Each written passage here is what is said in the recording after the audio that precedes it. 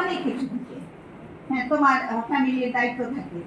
এখন প্রশ্ন হচ্ছে, এই যে আপনি একটু আগে বললেন যে ছেলেদের সমান, এটা যে চাইবে তারই করার কথা, কেন দেওয়া হয় না? কারণ এটা সমাজে আমাদের যে প্রচলিত চিন্তা ভাবনা। আপনারা আমাদের জানি না আপনারা জানেন কিনা যে বৈমানিক হিসাবে যে ফারা একজন ছিলেন, মারা গেছেন। উনি বৈমানিক হিসেবে উনি কিন্তু লড়াই করেছিলেন। কেন লড়াই করেছিলেন, কিভাবে লড়াই করেছিলেন? প্রথম কথা, উনি বলেছিলেন আমাদের এই যে বাংলাদেশে কখনোই ফ্লাইট চালানোর ইয়েতে কোনো ছিল না, পাইলট ছিল না, নারী পাইলট ছিল না। ইয়াসমিন ছিলেন ফার্স্ট আমাদের নারী পাইলট। এই যে তিনি চ্যালেঞ্জ করলেন হাইকোর্টে রিট করে যে আমি এই যোগ্যতা, আমি ফ্লাইং স্কুলে পড়েছি, আমি এত ঘন্টা ফ্লাই করেছি, আমি এতখানি উপযুক্ত, তারপরে আমাকে কেন করতে দেওয়া হচ্ছে না? উত্তরে তারা বলল যে মেয়েদের পিরিয়ড হয়, সেই পিরিয়ডের সময় তার অসুবিধা হবে, তাকে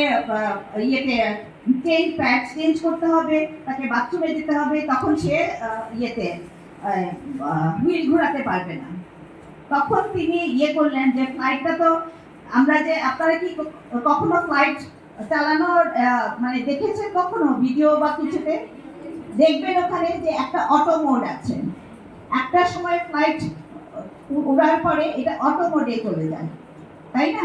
আবার যখন কোনো ইমার্জেন্সি অ্যারাইজ করে, কিংবা যদি আপনার দ্রাঘিমা লঘিমার সেই অক্ষাংশ যদি উপর নিচ বা এটা করতে হয়, তখন পাইলটকে সুইচ টিপতে হয় কিংবা তার হুইল ঘোরাতে হয়।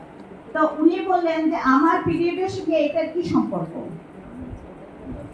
এই ফাইট করতে করতে করতে করতে ওনাকে প্রথম এই নারী পাইলট হিসেবে দেওয়া হলো। আপনি আমাকে বলেন, এই যে আপনি একটু আগে প্রশ্ন করলেন, এই প্রশ্নটা আপনি যদি জোর করে কৃষি দিতে চান, আপনার মানে কলেজ কিন্তু এটা না দেওয়া হতে পারে না। আপনি তার জন্য আপনাকে কিন্তু ফাইট করতে হবে। আপনি বললেন না যে আমাদেরকে আন্দোলন করতে হবে, অবশ্যই করতে হবে। আপনি যদি আপনার রাইট চান, তাহলে আপনার রাইট কিন্তু অন্য কেউ এনে দিবে না। আপনার রাইটের জন্য আপনাকেই দাঁড়াতে হবে। ইয়াসমিন নিজের জন্য দাঁড়িয়েছেন, দাঁড়িয়ে আরো হাজার মেয়েদের জন্য পথ খুলে দিয়েছেন।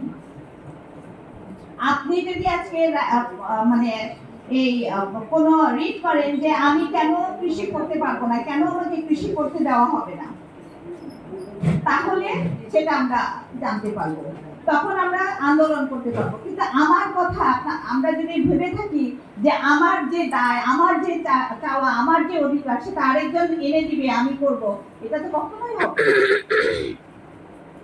বুঝাতে পারলাম? ধন্যবাদ।